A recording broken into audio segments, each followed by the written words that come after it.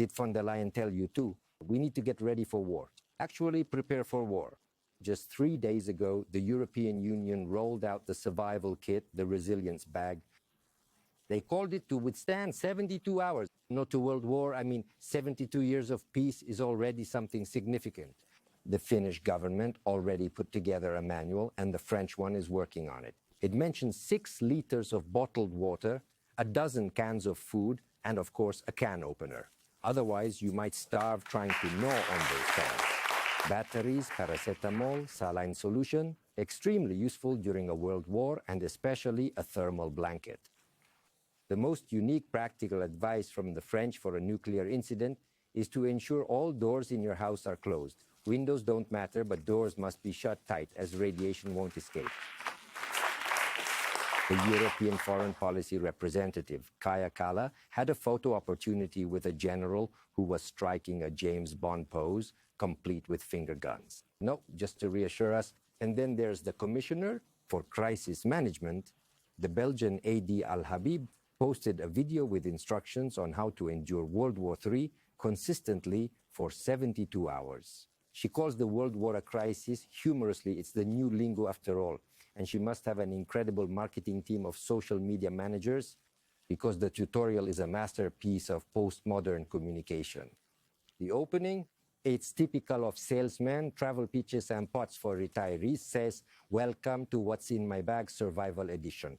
And then the tutorial, full of super useful tips, begins. First, let me get my glasses so I can see what's happening. Of course, if you're nearsighted, you'll miss the atomic mushroom cloud. No, put on your eyes.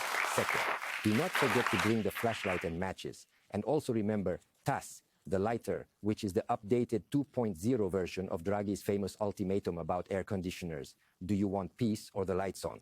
Third, make sure to pack a bottle of water as it is essential for life against nuclear radiation. Everyone says you need to drink a lot, right? If Lolo Brigida gets mad, it doesn't matter. There's a world war on.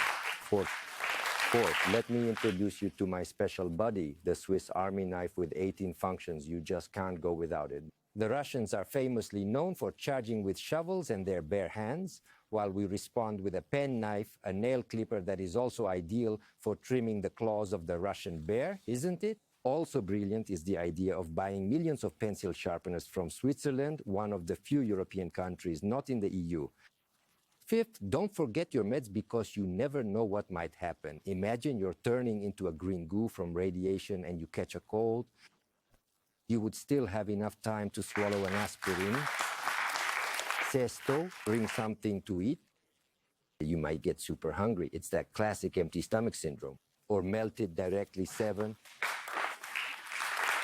Naturally, having cash during a crisis is important, as cash is everything, and a credit card might just become plastic. In Hiroshima and Nagasaki, they hadn't considered it, and everyone died. 8.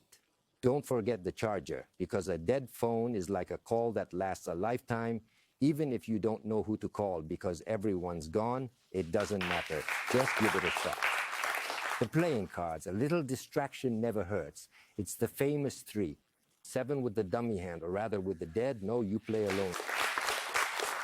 It's just you left because you obviously don't have the tutorial. 10th, get a radio, preferably a small one. Otherwise, the survivors might spot you and confiscate it, like in that scene from Toto's parody of Battleship Potemkin during the national game. Last but not least, I always make sure to keep my important documents strictly in a waterproof bag, just in case Putin decides to launch an attack with water balloons instead of hypersonic missiles or atomic bombs. We protect our documents with a waterproof bag, right? Here is everything you need to survive the first 72 hours of a crisis. Not a minute more, because after 3 days you are done for anyway.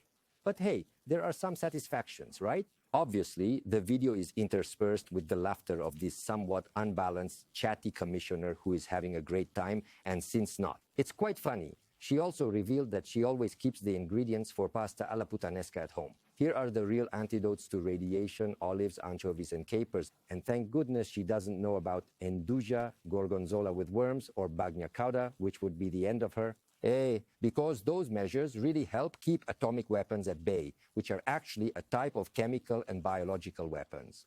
It's not entirely clear what exactly was intended with that video, this genius. And her social media manager, is he like Tafazzi? Notoriously known Because after a few hours, she had to shut down the comments on social media due to the flood of insults. The people she wanted to scare ended up laughing their heads off. The ones he wanted to make laugh, he scared to death. Not that anyone thinks Russia is going to invade us now, but because we've come to the realization, if we ever needed more proof, just whose hands Europe is really in, right? Anyway, the deterrent effect is guaranteed. Apparently, for the past 3 days since he saw the video, Putin has been sleeping in the big bed with his parents and has already made his will. Marco Travaglio.